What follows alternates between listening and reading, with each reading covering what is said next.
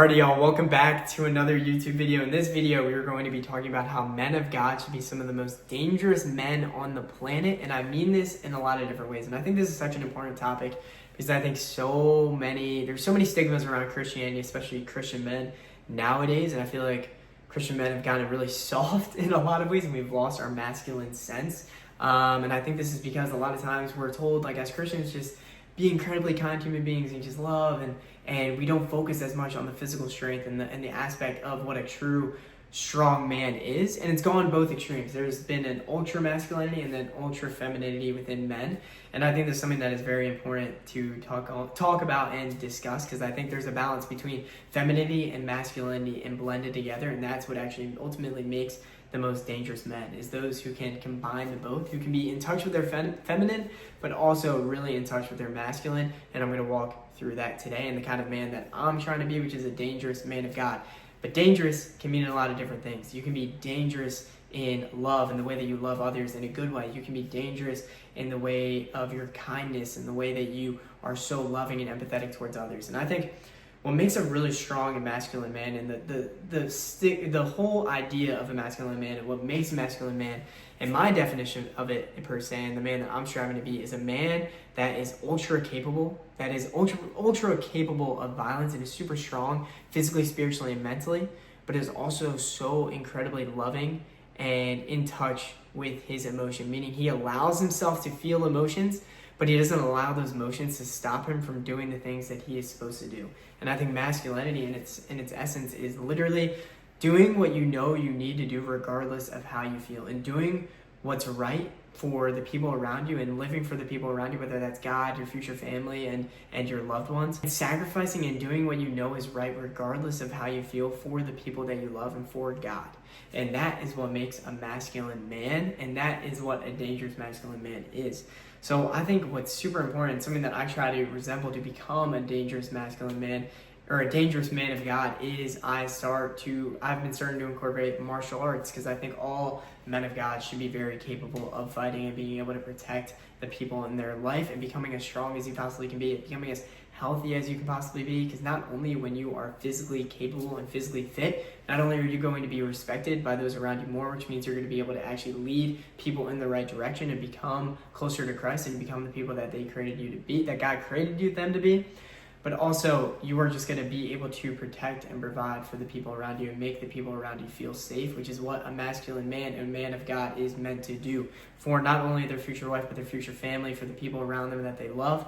You should be capable to defend yourself and your family. That is something that is super important. And if you don't have that, people won't respect you, which means they won't listen to you and they won't respect what you have to say, and you're not representing Christ by being weak physically. You just aren't. Like, people aren't going to respect you as much if you are weak and you don't have a physical presence about you and a capability of violence. But you have to be able to control that capability. You have to be able to have that capability, but only use it when necessary and when fit. And also being able to be in touch with your feminine, in the sense of, I feel like a lot of men try to hide their emotion, and that is a weakness. Not being able or confident enough to express your emotions and to show love and to share things that you're struggling with or dealing with is a weakness as a man, because your ability to lead involves being able to connect with those around you, and you need to be able to share how you feel in order to connect and relate to people around you.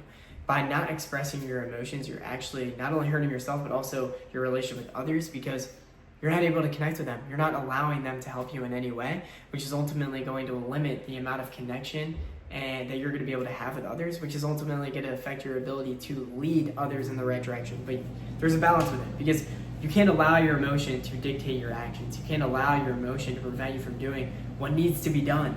And that's something that's super important. You should be able to feel those emotions and express it to others, because you don't care what others think and you're confident in who you are, but you can't allow those emotions to stop you from doing what needs to be done. And that is what makes a true masculine man. It's someone that is super strong, super capable, but also in touch with their emotion and is confident enough to express those emotions to those that they love. And that is something that makes a true masculine man and a dangerous man of God. And that's something that we all need to work on. I think we all need to find that balance in everything. because I think people especially will be either on two polar opposites. Either they're super loving, super in tune with their emotion, but they just don't have that strength and that physical capability and that mental toughness. But then there's also those who just have the physical capability and mental toughness, but they're not in touch with their emotion and they're not able to express their emotion and love the people around them to the fullest of their ability, which is just not a fully dangerous man.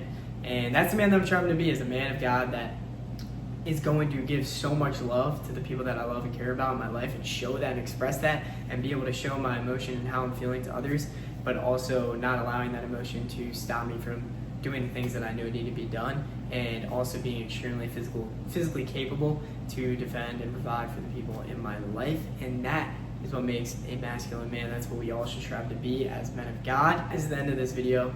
I hope you guys got something out of this, and I hope that after watching this video you can strive to become the man that God created you to be, and to find and to be a dangerous man of God. But I hope you guys enjoyed, and if you guys made it to the end of this video, put a soccer ball emoji, because that lets me know that you don't have a trash attention span, especially because this one was a short one. But if you want to support the movement, join the free Generation Revival community. Link in the description. We have live calls around 4 to 6 days a week where I can get to know you guys personally. Also, obviously, we have our launch coming up soon in December, so super excited about that. You can download the Upspace app to transform your health, whether you're a creator or a consumer. And yeah, I really hope to see you guys there. And thank you guys for watching, and I'll see you guys in the next one. Let's save our generation together.